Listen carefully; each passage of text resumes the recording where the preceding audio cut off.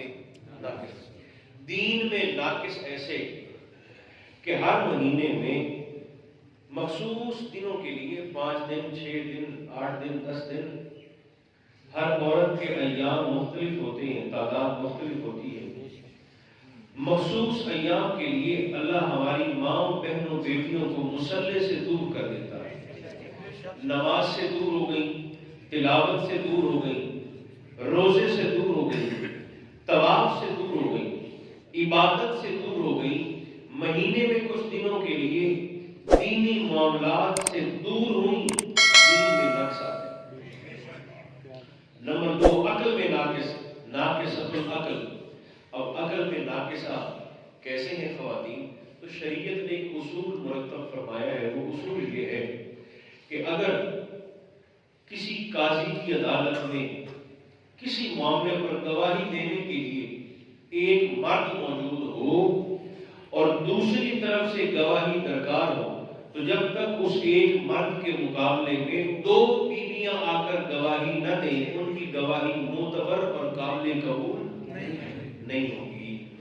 ایک طرف ایک مرد کی گواہی ہے، اس کے مقابلے میں 2 خواتین کی گواہی ہے، ناقصۃ العقل، عقل میں نقص آ گیا۔ تیسرا عیب ہے ناقصۃ الحسب۔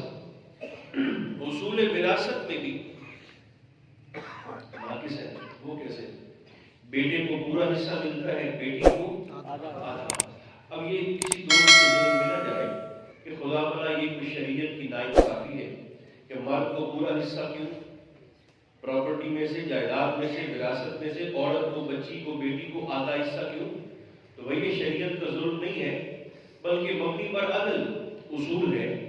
بیٹے کو پورا حصہ ملتا ہے تو اس لیے ملتا ہے کہ اللہ نے گھر چلانے کی معاشی ذمہ داری بھی عورت کے کندھوں پر نہیں ڈالی، مرد کے کندھوں پر ڈالی۔ کمانے کی ڈیوٹی بھی مرد کی ہے، اخراجات کو چلانے کی ذمہ داری بھی اللہ نے مرد کے ذمہ رکھی ہے۔ خاتون کمانے کی پابند نہیں ہے، کما سکتی ہے مگر پابند نہیں ہے۔ اگر کما کر اپنے شوہر کی مدد کرتی ہے تو یہ اس کا احسان ہے، اور شوہر کو وہ احسان کھلے دل سے تسلیم کرنا چاہیے۔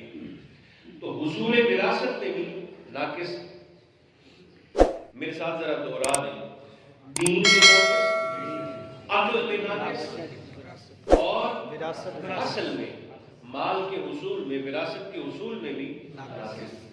یاد رکھیں، جس میں نقص ہو، جس میں عیب ہو، جس میں کوتاہی ہو، جس میں کمی ہو، بلکہ ایک لفظ آج کل بہت عام ہے اور کئی لوگوں کے گلے کا توق بنا ہوا ہے بطور لعنت، جس میں خطا ہو، یاد رکھیں وہ میری اور آپ کی بیٹی ہو سکتی ہے، محمد رسول اللہ کی بیٹی نہیں ہو سکتی۔ جن میں عیب آ جائے، جن میں نقص آ جائے، جن میں کمی آ جائے، جن میں کوتاہی آ جائے، اور جن کی طبیعت میں یہ 3 فطری نقائص موجود ہوں، وہ ہماری مائیں بہنیں بیٹیاں تو ہو سکتی ہیں، اس خاتون کا تعلق جناب رسالت آپ کی ذات کے ساتھ نہیں ہو سکتا۔ سیدہ اس کائنات میں وہ شخصیت ہے جنہیں اللہ نے فطری طور پر بھی ان تینوں نقائص سے مبرہ فرما دیا، یعنی وہ فطری نقائص جو ہر عورت میں فطری طور پر موجود ہے، فطرت کا تقاضا ہے، قدرتی طور پر موجود ہے، اللہ نے سیدہ کائنات کو ان تینوں فطری نقائص سے بھی مصفہ فرمایا۔ ہماری خواتین ناقصۃ الدین، سیدہ کاملۃ الدین،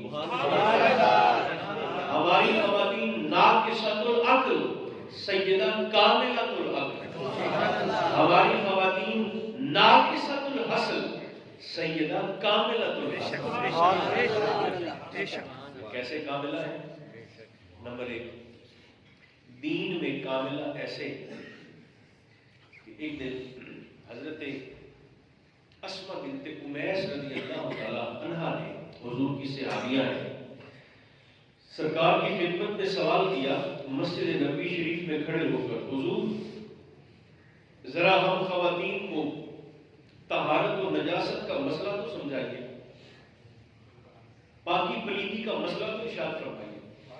سرکار نے فرمایا مسئلہ یہ ہے کہ جس عورت کے ہاں بچہ پیدا ہو وہ 40 دن تک مصلے پر نہ آئے، مصلے سے دور ہو جائے، جب تک نفاس کا معاملہ رک نہ جائے۔ بچے کی پیدائش کے بعد حضور نے فرمایا کوئی بھی عورت 40 دن تک مصلے پر نہ آئے۔